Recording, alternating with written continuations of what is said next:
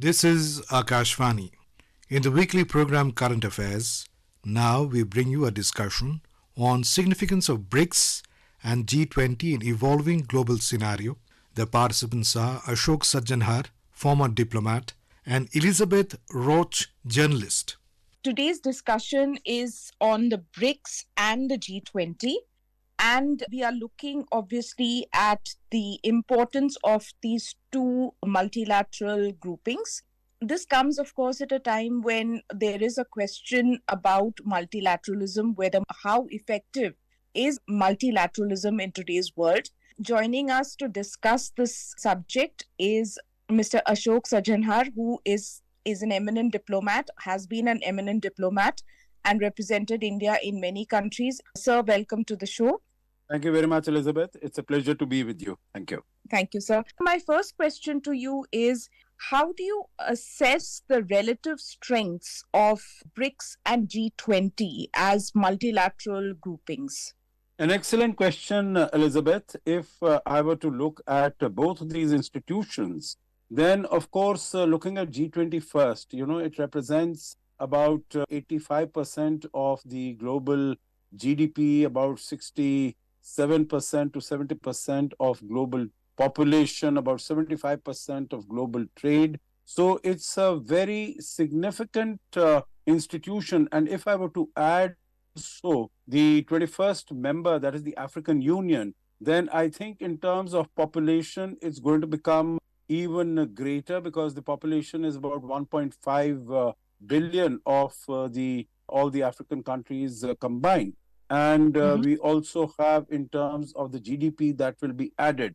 So maybe from 85%, it will become close to 90% or so.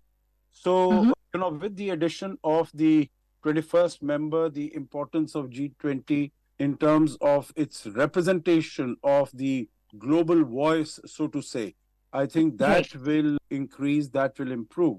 If I were to compare it with the BRICS, whether it is the BRICS, the original 5 countries, or the 5 that have been in position for some time, or even adding the 6 that have been added to it recently, and which will become members of BRICS from 1st of January. I think in terms of population, it would be somewhere in the range of 40-45% that they would represent, because 2 of the major countries with large populations, both India and China, are a part of BRICS. And even as far as GDP is concerned, it was earlier about 26% in nominal dollar terms, and it would go up to maybe about 30% or so. So while the G20 represents a much bigger, larger spectrum of countries and global population, global area, global GDP, global trade, BRICS is comparatively lesser. But I would say that BRICS also has an important role to play. It has had some successes since 2009, when the first summit of the BRICS was organized. And particularly as far as its expansion is concerned, there is a possibility of bigger results and successes of BRICS. But of the significance of G20 is much greater, and I don't think it will be correct to put both of these institutions in the same bracket. G20 is much more significant. It's even in terms of the areas that it discusses, they are much bigger, much broader. The decisions that they take have an impact on a much larger number of countries than BRICS could hope to have. This year, not this year, but in the last few years, we've been questioning multilateralism, right? I mean, the whole concept of multilateralism, we've been questioning the efficacy or the capacity of the UN to take decisions in the larger good of the world, etc. So if we look at it against this backdrop, from what you've said, obviously the G20 has a larger mandate, has a much bigger mandate. But do you think that BRICS could also be playing some kind of a role? Because at the end of the day, you do have Okay, India, China, UAE, Saudi Arabia, Russia, of course, and South Africa as well as the other new members who are coming in. They are not an insignificant number, group of countries. So, what would you say about this? Let me make a couple of points here. Number one, what you said about the increasing, the growing irrelevance of the United Nations and particularly the United Nations Security Council. Because the Right. United Nations Security Council was created to ensure that there would be peace and security in the world. Unfortunately, it has not been able to ensure that. We have seen whether it is the Russia Ukraine conflict, it has really not been able to make any dent whatsoever as far as this issue is concerned.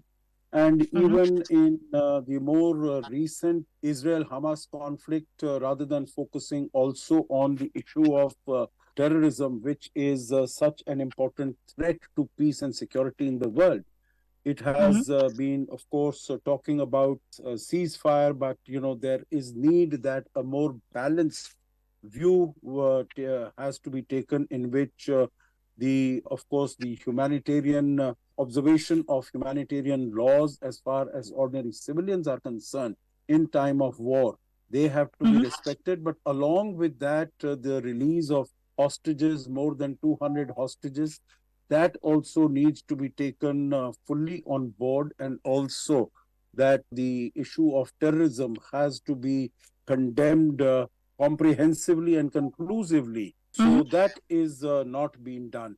We see in other aspects also, Elizabeth, that when we had the COVID-19, then Right. the United Nations agency, that is the World Health Organization, which should Mm-hmm. have really sprung to action and come to the assistance of the international community, particularly as far as developing countries are concerned, because they are the Yeah. ones that suffered the most as a result of the impact of the COVID-19 pandemic, whether it was in area of health, it is in the area of the economic problems and difficulties that those countries are facing, or for that matter, in terms of the social impact of the COVID 19.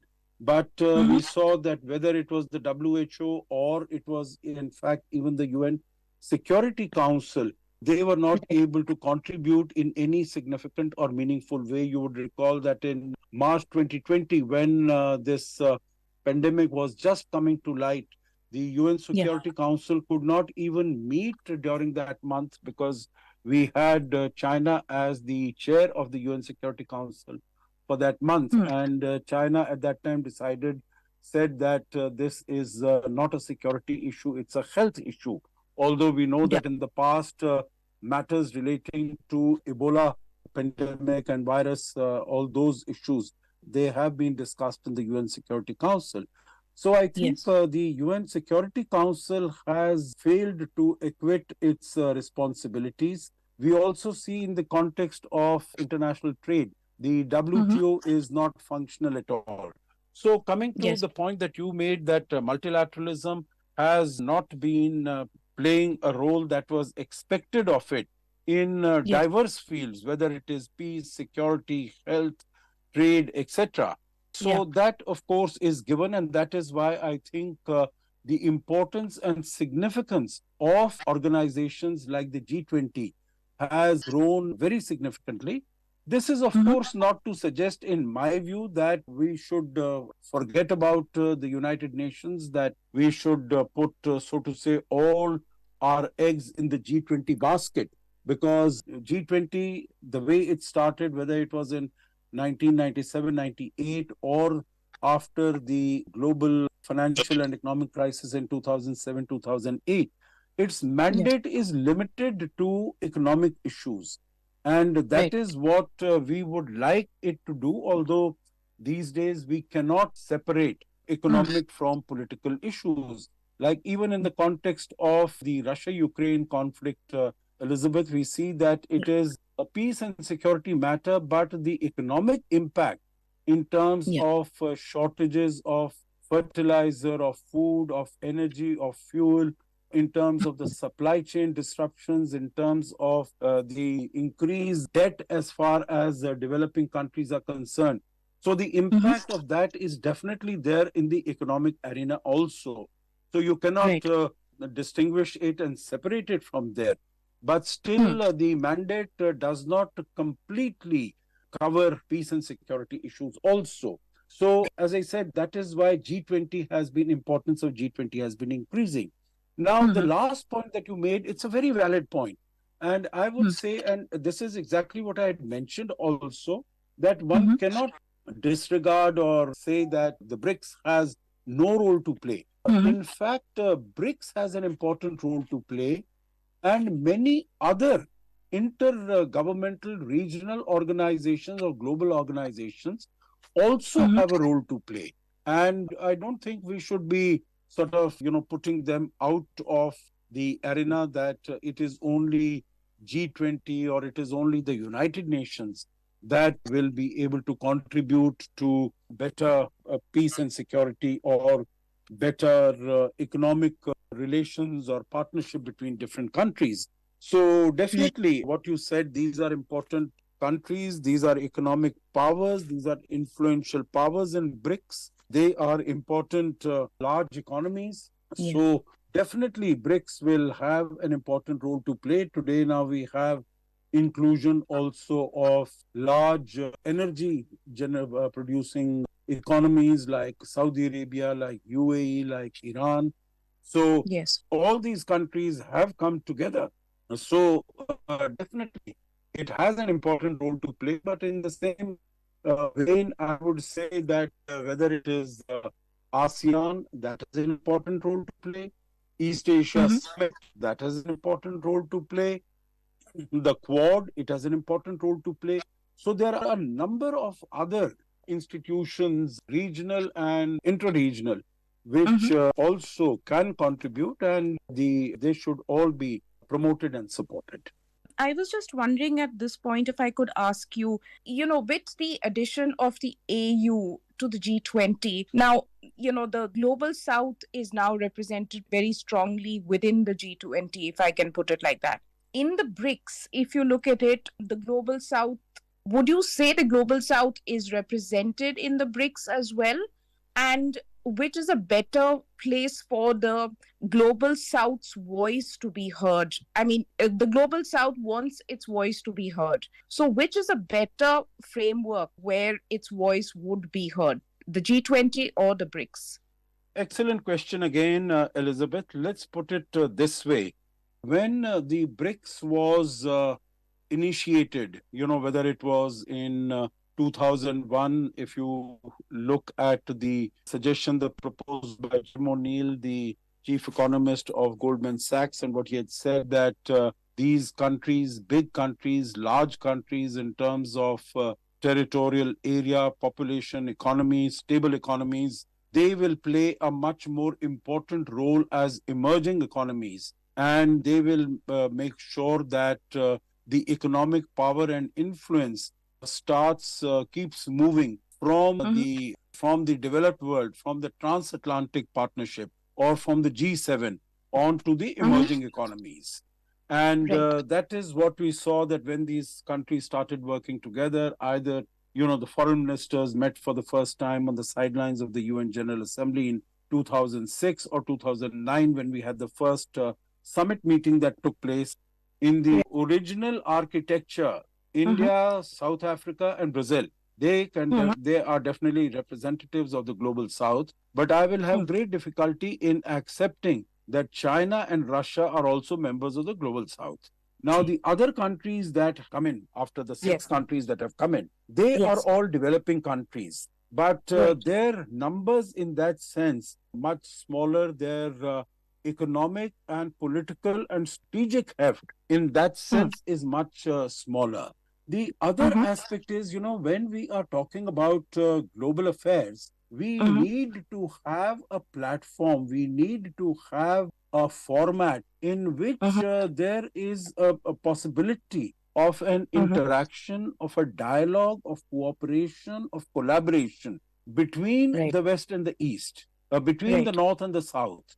And BRICS, unfortunately, does not provide such a platform. It does not provide such a format because it Mm-hmm. has only, let us say, the developing countries and the other two major powers, that is Russia and China, who are not a part of Global South, but who are members of BRICS. Now, as far Mm-hmm. as G20 is concerned, there you have the whole spectrum of countries that are influential in terms of whatever decisions are taken by this body, and Mm-hmm. once these decisions are implemented, they will have a very significant impact, whether it is Mm-hmm. on economic issues. For instance, let's look at just one or two issues quickly. One is in terms of the public digital infrastructure, and if a Right. decision is taken by all these countries that we are going to implement it, we are going to go ahead with it, what Prime Minister Modi said in his opening remarks also at the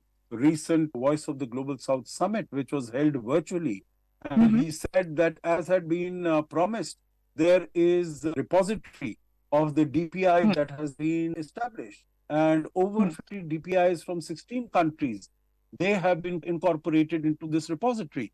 That means Right. once this infrastructure repository comes into in place, then of course Mm-hmm. it's going to have a very significant impact across the world, and particularly as far as members of the Global South are concerned. So, that is very significant. The other is in the area of, possibly I could mention, the area of Mm-hmm. climate change. And there Right. also, if these decisions are taken by the G20 and they are implemented, and of course, Mm-hmm. this message goes to the multilateral organizations, whether it is the MDBs or to the UN agencies which are dealing with this, UNFCCC or World Bank, IMF, ADB, etc.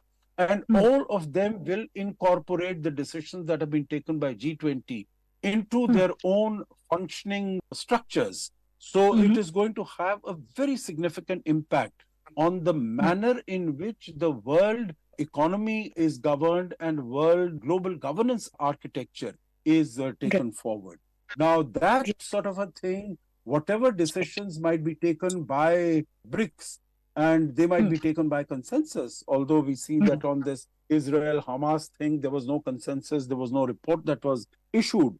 But Right. even on issues where there is a consensus, there is not such a broad, such a wide coverage that so many countries will be able to take these decisions on board and will be able to take them forward. From your remarks just now, I was just wondering, you mentioned multilateral development banks. Basically the thing is this, that it is a G20, a grouping like the G20 that can effectively reform institutions like multilateral development banks, right? Which is the need of the hour right now, rather than a BRICS. Because a BRICS, for example, could possibly issue statements or joint statements, and I'm not saying those are insignificant, but they are not in a position to actually implement those reforms, right? Is that one of the takeaways from what you just said? Oh, yes, absolutely. You have put it very correctly. And, if you are talking about the MDBs, then Yes. maybe if the BRICS countries were to take a decision, maybe it Mm-hmm. will have a much greater impact on what is known as the BRICS Bank or the New Development Bank.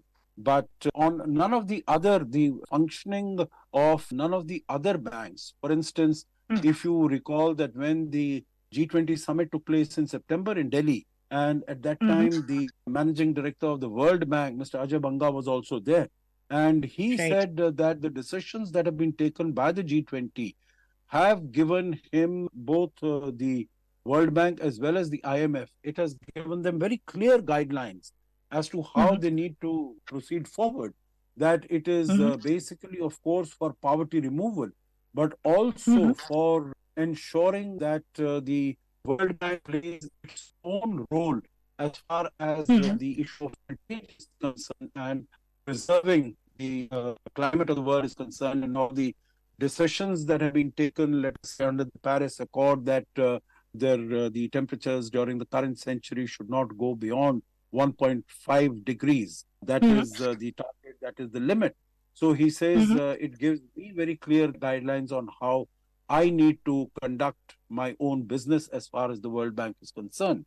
So definitely what you say is very right, that the writ of G20 runs Mm-hmm. much large and much broader than Mm-hmm. the writ of BRICS Bank, irrespective of what its membership might become. Because in before the last summit meeting that took place, we heard that there were about 40 countries that are waiting in the wings to Yes. become members, but only Yes. 6 countries were taken on board. But going forward, even if more countries were to become members, but Mm-hmm. still they will be, in terms of their contribution to Mm-hmm. global economy, will Mm-hmm. be marginal, if not insignificant. And Mm-hmm. so in that sense, they might have the strength of numbers, but they will not, in terms of physical numbers of the countries concerned, but they will not Mm-hmm. have the strength of numbers in terms of the strength of the economies that they represent, or the influence that they command as far as the world is concerned. Do you foresee a time where, it could become a BRICS versus G20 ever in the future? Because, a lot of people seem to think that BRICS, with, as you mentioned, 40 countries lining up to join, but six being admitted in the first go, it's possibly the start of a China centric world order as opposed to a Western centric world order led by the US. Do you ever see the possibility of a BRICS versus G20 scenario? So, short answer to your question, Elizabeth, is really no, not in the foreseeable future. Right. Also, I don't see the manner in which the BRICS is evolving, that it Mm-hmm. is giving rise to a China centric either BRICS or heralding a China centric global architecture. Because I think there Okay. are a large number of countries in the BRICS itself, definitely as far as India is concerned. But you Mm-hmm. look at UAE, you look at Saudi Arabia, you look at Argentina, you look at so many countries, the new ones that have come in also, Brazil Right. also, and to a significant extent, South Africa also. Mm-hmm. I don't think that they are really looking at having developing BRICS into an anti-Western institution with Mm-hmm. anti-Western institutions, so that you pitch BRICS against the West. So Right. definitely BRICS and G20, I don't see them coming face to face in confrontation, because all the, or let's say most of the BRICS countries are also represented in the G20. So they cannot Yes. really be, coming across this. What Yeah. could possibly happen, and we Mm-hmm. need to guard against that, is that Mm-hmm. BRICS does not find itself in, or positions itself in confrontation against the G7. And that is something that is important, and that is Mm-hmm. something we need to guard against. But, my argument that there are many countries in the BRICS, Mm-hmm. including India, Saudi Arabia, UAE, etc., which Mm-hmm. would definitely, not want that there would be this, both the institutions are pitted against each other at loggerheads. So definitely this is something that we need to work on. But that Mm-hmm. is also not a very realistic scenario that Mm-hmm. I can foresee, at least Right. in the near future, as far as the world is concerned. If you look at the New Delhi summit, which happened in September this year, the Chinese president was not here or did not attend the summit in Delhi. The Russian president also kept away. But the absence of Xi Jinping at the New Delhi summit, how do you see that impacting, let's say, a BRICS? Because the impact of the tensions may not be felt as much within the G20, but certainly within an organization like BRICS, it would be felt, because India and China are the biggest, in a way, the biggest members. And I also wanted to ask you, if you look at the G20, you have tensions between the West and Russia right now.